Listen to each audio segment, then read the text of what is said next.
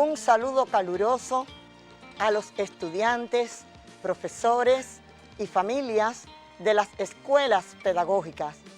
De nuevo, tenemos la oportunidad de comunicarnos a través de este encuentro televisivo, dirigido a todas las especialidades de primer año de nuestras escuelas pedagógicas, educadores de primera infancia, maestros primarios, de educación especial, de inglés de educación primaria, maestros de educación musical, maestros de educación plástica y también nuestros profesores de secundaria básica, de matemática, física, química, biología, educación laboral, geografía, español, literatura, inglés, visual teatral y musical danzaria.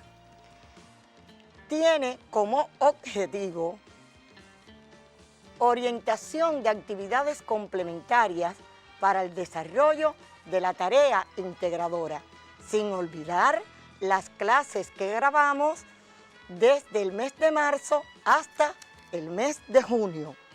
Utilizaremos en estos encuentros diversos materiales audiovisuales que se van a relacionar con su tarea integradora.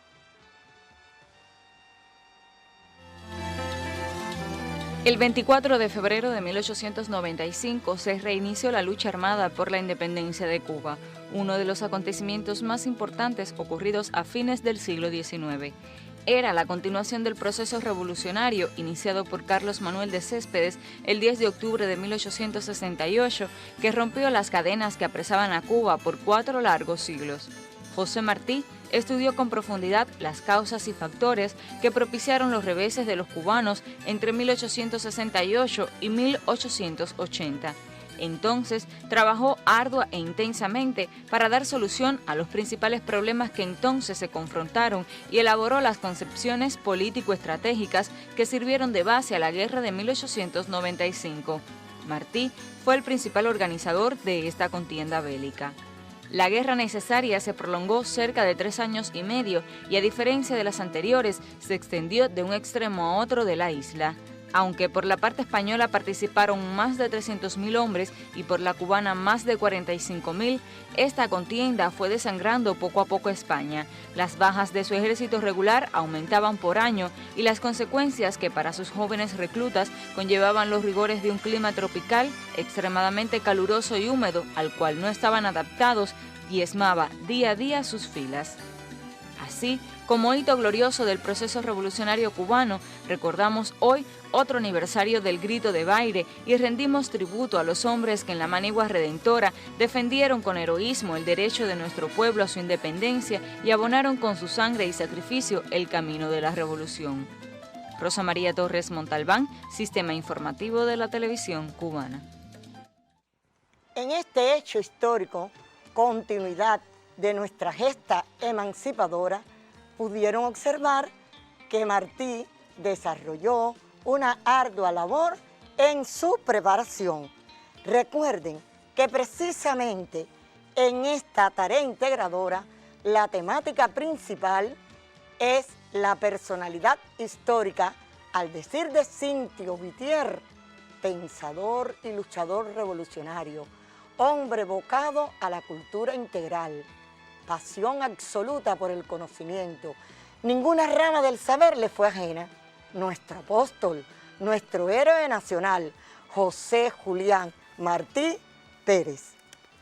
A continuación, queremos recordarle los objetivos de esta tarea integradora, valorar la importancia de la labor revolucionaria de Martí como guía, organizador e ideólogo del nuevo periodo de guerra, demostrar la continuidad histórica de la Revolución Cubana entre 1868 y 1895 y valorar la vigencia del pensamiento martiano a lo largo del proceso revolucionario.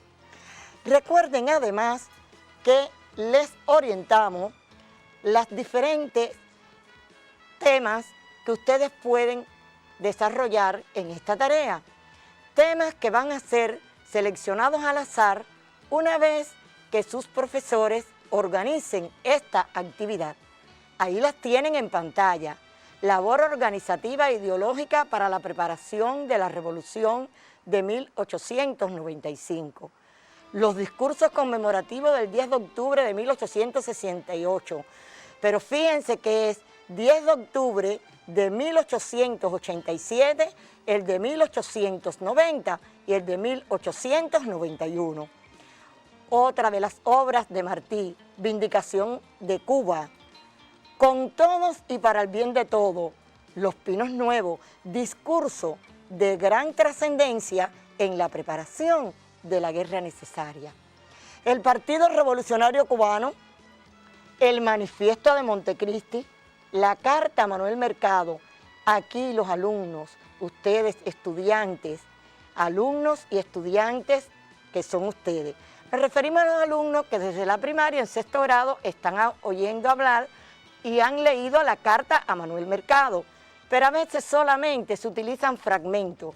Nosotros seguimos dándole la sugerencia a que se lea completa para que puedan ver la proyección del pensamiento martiano en esta carta. Otro de los temas, la república que nació el 20 de mayo de 1902 no fue la república que soñó Martí.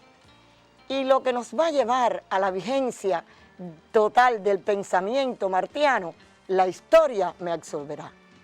Son temas de gran importancia que nosotros sabemos que sus profesores van a ayudarlos para prepararlos y tendrán éxito en esta tarea.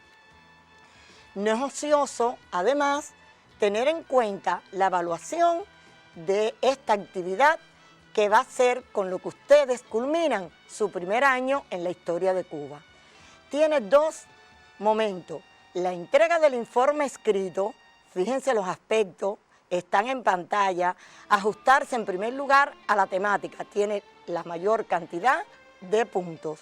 La presentación del trabajo, como se plantea ahí, sin adorno, limpio, como debe ser, con toda la limpieza, con los datos completos de ustedes como estudiantes. Caligrafía legible con los rasgos y enlaces establecidos, de gran importancia para todos ustedes que serán futuros educadores en la enseñanza primaria y en la enseñanza secundaria básica.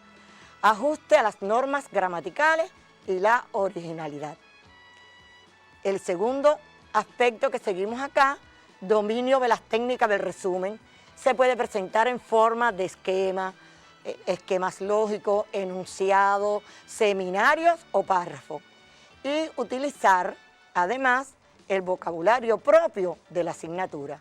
Eso les dará un valor de 40 puntos.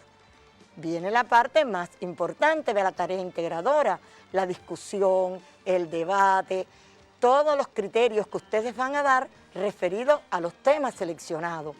Ahí tienen 60 puntos, ajuste a la temática, uso de los medios audiovisuales, informáticos u otras fuentes del conocimiento. Además, dicción, articulación, claridad, sencillez, la expresividad, la coherencia en lo que ustedes van a exponer, utilizar el vocabulario propio de la asignatura, la postura correcta a leer, en lo que insistimos mucho en nuestros futuros educadores, porque los estudiantes de ustedes, los alumnos en primer lugar de primaria y también los de secundaria después, van a ser imitadores de la forma en que ustedes se ponen y se paran para tomar el libro, para pasar las hojas, y esto es de gran importancia. La fluidez, la expresividad en la lectura y la comprensión de lo leído. Ahí los profesores le harán preguntas a ustedes para que puedan saber y darle la calificación que merecen de acuerdo con la explicación que ustedes den de lo que han estudiado del tema seleccionado. Hace un total de 60 puntos, con 40, 100 puntos, que es lo que tiene de valor la tarea integradora.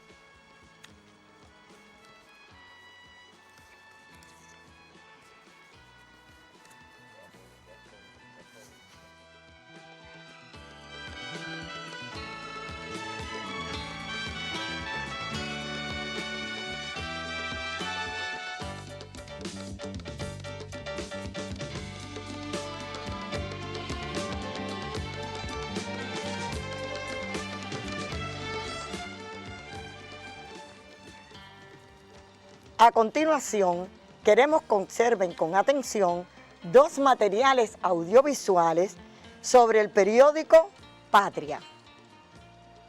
Este material que ustedes van a observar deben, después de haber disfrutado del mismo, importancia que Martí dio a este periódico en relación con el Partido Revolucionario Cubano. Obsérvenlo. Se necesita un periódico, apuntaba José Martí, que a la hora del peligro vele por la libertad, contribuya a que las fuerzas independentistas sean invencibles por la unión. Así surge el 14 de marzo de 1892 el periódico Patria, convirtiéndose en el vocero de la guerra necesaria y humanitaria, convocada por él poco antes de que naciera el Partido Revolucionario Cubano. Nace este periódico, enunció Martí, por la voluntad de los cubanos y puertorriqueños independientes de Nueva York para contribuir sin premura y sin descanso a la organización de los hombres libres de Cuba y Puerto Rico. Para juntar y amar y para vivir en la pasión de la verdad, nace este periódico. Inicialmente apareció cada sábado al precio de 5 centavos y constó de 4 páginas a 4 columnas. En Patria se resumen las ideas del héroe nacional sobre los medios de comunicación. La prensa es otra cuando se tiene frente al enemigo. Entonces, en voz baja se pasa la señal. Lo que el enemigo ha de oír no es más que la voz de ataque. Eso es Patria en la prensa. Es un soldado. Patria, además de ser un soldado de la prensa por la emancipación de Cuba y defensor de las buenas causas de América y del mundo, constituye un valioso promotor de la cultura y los valores de los pueblos.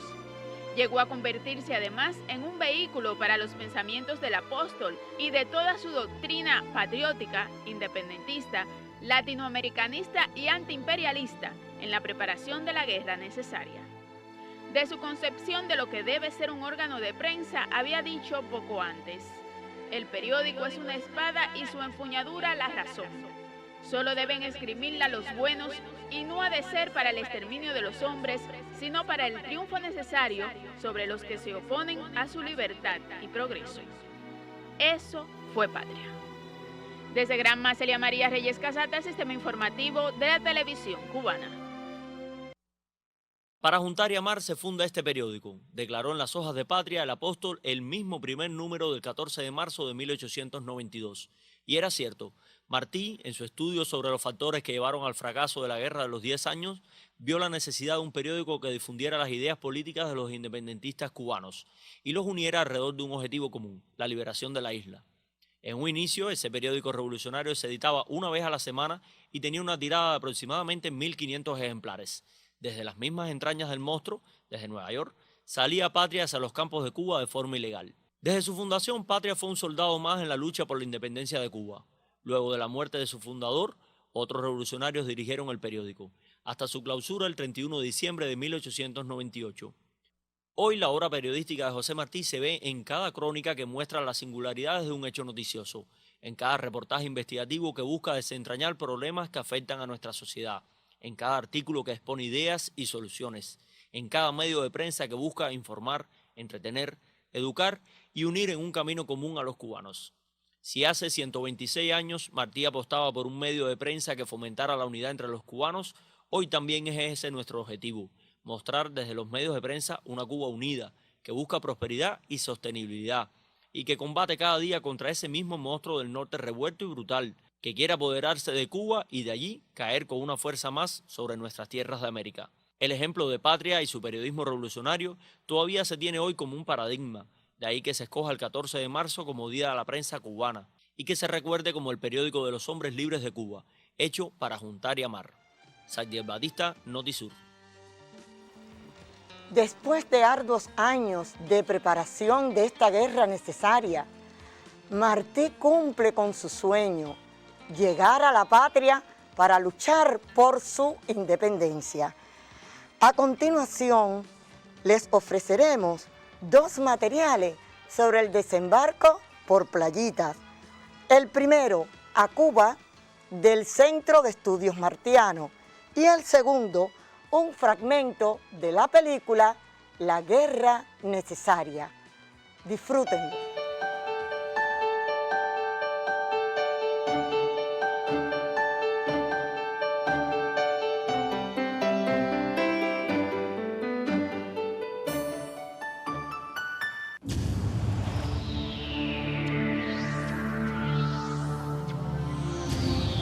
El 10 de abril, Martí parte del Cabo junto a Máximo Gómez, Francisco Borrero, Ángel Guerra, César Salas y Marcos del Rosario en el carguero alemán Nordstrand. Durante la travesía, conocen que un buque inglés los persigue, por lo que el capitán desvía su barco de la ruta habitual y en la madrugada del 11 de abril se aproxima a Inagua. Allí, el cónsul de Haití les informa que la nave británica se ha dirigido a Cabo Haitiano, donde suponían que se hallaba el carguero alemán.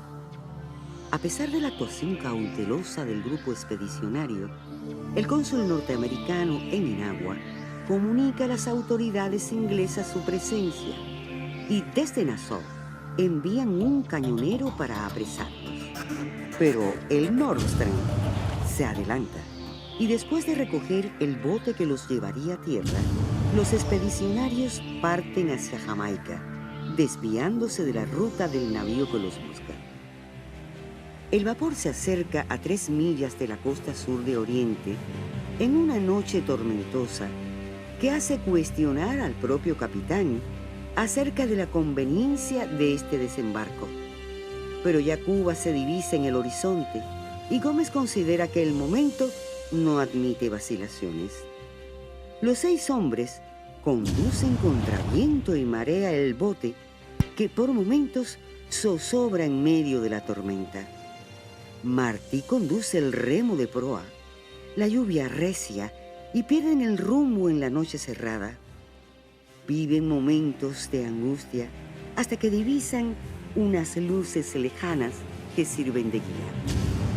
De pronto, un grito de júbilo, porque han llegado felizmente a una playa de piedras, a la Playita, punto cercano a Cajobabo, municipio de Baracoa, y se hallan todos a salvo junto a un enorme farallón.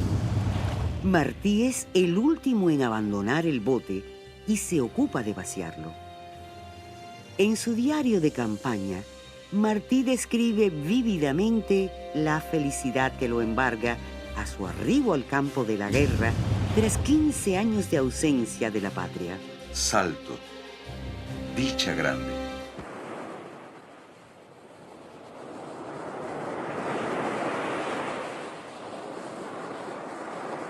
Ya tú ves este mar donde estamos nosotros ahora. Cuando uno piensa lo que significó el desembarco por aquí, por Playita, eran 6 hombres solamente, hace 81 años, el 11 de abril de 1895.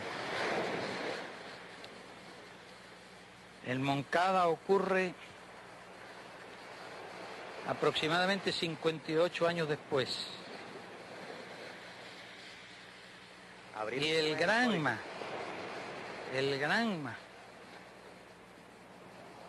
ocurre 61 años después de Playita, desembarco del Granma. Ahora me pongo a imaginar lo que significó aquel hecho. Desembarcar de noche por esta costa.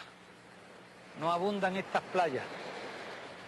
En el diario de Martí dicen que a las 7:30 se prepararon para desembarcar. Ya en aquella fecha era de noche.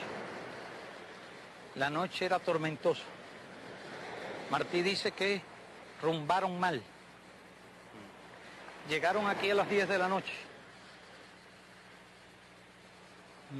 En una noche oscura. Me pregunto cómo pudieron encontrar esta playita. Porque indiscutiblemente en estas costas, en las zonas de rompiente fuerte y de roca, habría sido virtualmente imposible desembarcar.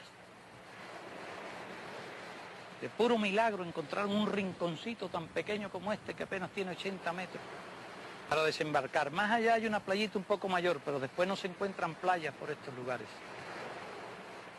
Cuando veníamos en el helicóptero hacia acá, estábamos mirando la topografía del terreno.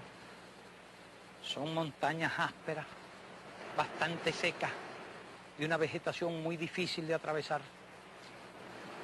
Y me imagino lo que tiene que haber sido para Gómez y para Martí. Y los demás expedicionarios, pero especialmente para Martí. Que Martí no tenía experiencia de la guerra. Que Martí no era un hombre físicamente fuerte. Que Martí había dedicado su vida a un trabajo de organización, a la creación literaria, a la creación política, era un intelectual.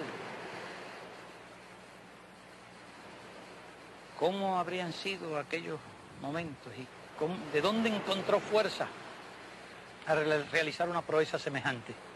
Remar, desembarcar, cargar con su mochila, con su fusil, con sus 100 balas, caminar de noche por esos lugares donde nosotros con mucho trabajo hemos llegado de día, avanzar por todas esas montañas en aquellas condiciones es algo realmente increíble. Pero él mismo decía que precisamente de esas situaciones, de esa felicidad que el hombre encuentra cuando está realizando una tarea de esa naturaleza, es que saca fuerzas. Y él sacó fuerzas y nunca se vio en todo el diario de Martí, jamás se ve una queja, sino todo era optimismo, todo era entusiasmo, todo era orgullo.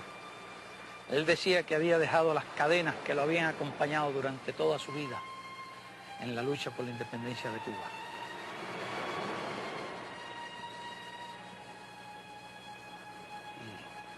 Y yo creo que fue una proeza extraordinaria. Y este lugar, este es un lugar sagrado.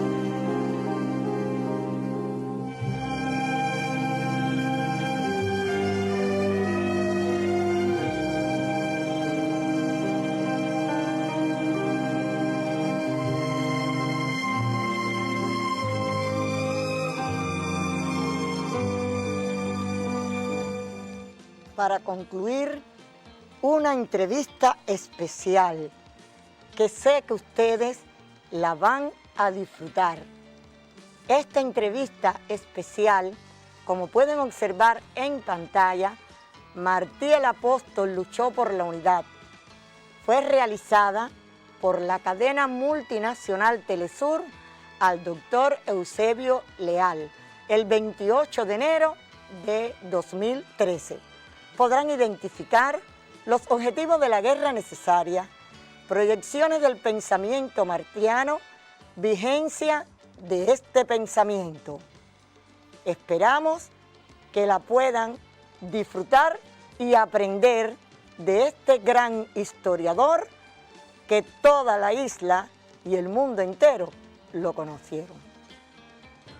Lo más interesante, creo yo, de esta biografía de este hombre es que vivió más fuera que dentro de Cuba. Piense usted que en su primera infancia sus padres lo llevan brevemente a España, en Valencia, que es tierra del fuego y tierra de gente muy hospitalaria y muy noble, la tierra de don Mariano, su padre. Posteriormente va a regresar a Cuba. cuando apenas es un adolescente, sale en un destierro, primero a la isla de Pinos, al lado de Cuba, después de sufrir un ominoso presidio político, inmerecido para un niño como era, llagado por un grillo y por una argolla de hierro en la pierna que le dejó marca indeleble y sufrimientos perpetuos, tanto físicos como espirituales. Escribió sobre esto un tratado importantísimo, que fue el presidio político en Cuba, que fue un aldabonazo al corazón del pueblo español y de los propios cubanos. Pero además de todo eso, va a vivir el exilio en España, se forma en la Universidad de Zaragoza, vive en Madrid, está en Cádiz, regresa al continente americano y está en México. En México es un descubrimiento para él. Si España fue la tierra de los padres, México va a ser la primera tierra del continente americano, la tierra indoamericana que él amaba. Allí conoce amigos, allí escribe versos muy intensos. Si bien es cierto que en España dejaba el primer amor de su vida, un amor juvenil, en México es ya el hombre joven, es el hombre de 20 y tantos años, de 20 tempranos años, que va a enamorarse de la poesía y del círculo literario, va a visitar Centroamérica, Guatemala, casa en México con una cubana, regresa posteriormente a Cuba brevísimamente durante un periodo de amnistía que apenas dura para él apenas un año, es expulsado nuevamente y hay un regreso nunca demostrado, con un nombre supuesto, pero nunca probado, para unos pocos días, pero el único regreso cierto es el que comienza el 10 de abril en Playitas de Cajobabo y termina el 19 de mayo en Dos Ríos. Quiere decir que su vida se desarrolla fuera y por más tiempo que en ningún otro sitio en los Estados Unidos. Por eso nos sorprende su cubanía. Nada se cambió en él, ni su acento, ni su gusto por las comidas cubanas, ni su concepto cubano de la amistad, ni su condición de maestro de alumnos en Nueva York. Allí es donde se convierte de José Martí, el orador, el poeta y el periodista, en el apóstol, como fue llamado. Apóstol, como lo llama Mañach, el apóstol de la independencia de Cuba.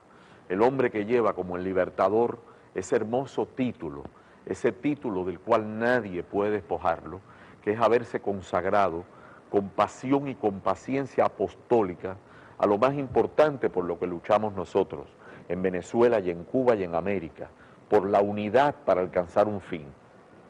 Según Armando Hart Dávalos, exministro cubano de Cultura, la historia de Cuba hubiera sido muy distinta si José Martí no hubiese muerto en combate ese 19 de mayo del 85. ¿En qué hubiera cambiado la historia de Cuba si él hubiera vivido algunos años más? Usted sabe que siempre pedir a la historia ese plazo imaginario de lo que pudo pasar después es muy difícil. Yo creo que él, en Dos Ríos, en aquella confluencia entre el canto y el contramaestre, selló su destino, lo selló. No podía estar ni en los Estados Unidos ni en Cuba.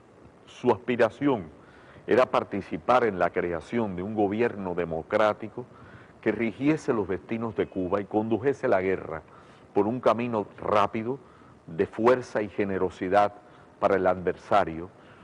Pero, ¿qué habría ocurrido, como dice el doctor Hart, de haber vivido? ¿Cómo ese arraigado pensamiento antiimperialista, antiintervencionista, libertario, cómo pudo haberse manifestado en los acontecimientos que vinieron después? Sin duda alguna, nos cuesta trabajo pensar que había dicho Martí ante una inminente intervención norteamericana en la guerra de Cuba.